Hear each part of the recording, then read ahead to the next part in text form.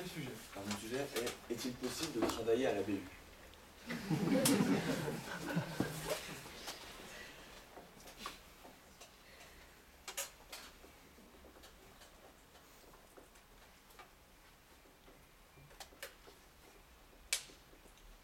vous en êtes où dans vos études? Je suis en deuxième année.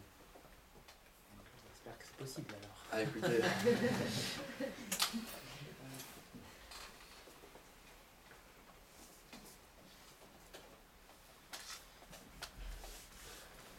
Aujourd'hui, mesdames et messieurs les membres du jury, cher auditoire, je vais vous parler franchement.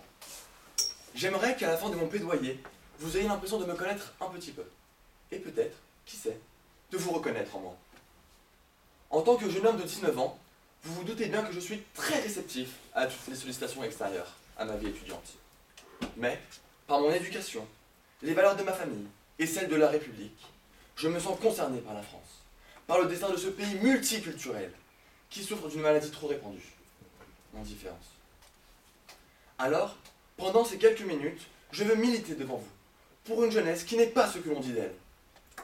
Une jeunesse qui étudie et qui se cultive dans le temple sacré du livre.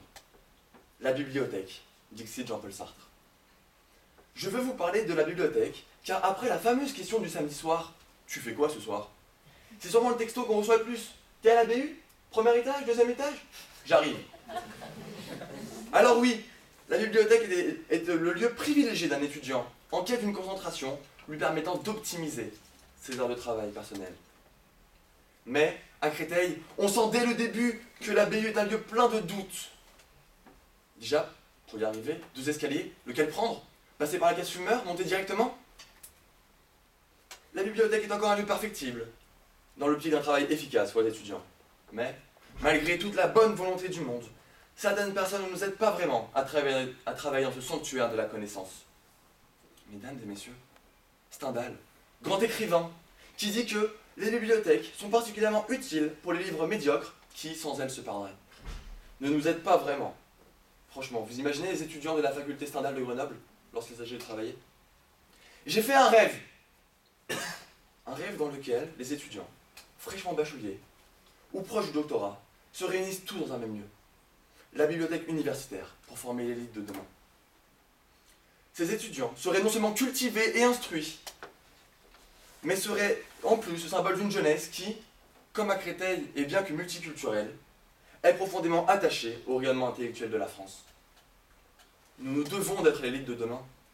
Une élite plus cohérente, venant de tous horizons. Et c'est à la bibliothèque que l'on se forme. Bien que la bibliothèque soit le lieu d'apprentissage par excellence, la BU semble se chercher encore un peu, à la frontière entre le bistrot du village et la cathédrale un jour de Metz. Et il semble que, comme dans de nombreux pays, une majorité voulant travailler soit perturbée par quelques indisciplinés venus se décontracter à quelques pas de la cafétéria. Alors que faire? En Russie, on a sacralisé la répression des fouteurs de troubles. En France, on les met en avant pour justifier les mesures prises. Sans débat politique aucun, il me paraît important de trouver une ligne de conduite cohérente contre les gens qui empêchent les esprits de se concentrer. Dans un contexte morose et sans réel optimisme, si on ne peut pas travailler dans de bonnes conditions, comment espérer un avenir plus radieux que notre présent? Si les jeunes se sentent mal, n'était-ce pas parce qu'ils sont habitués à être constamment aidés jusqu'au moment où l'émancipation du jeune adulte n'est plus possible? L'équipe de France de football montre-t-elle le véritable reflet de notre société, où l'intelligence est embarrassante et où la médiocrité semble être la normalité?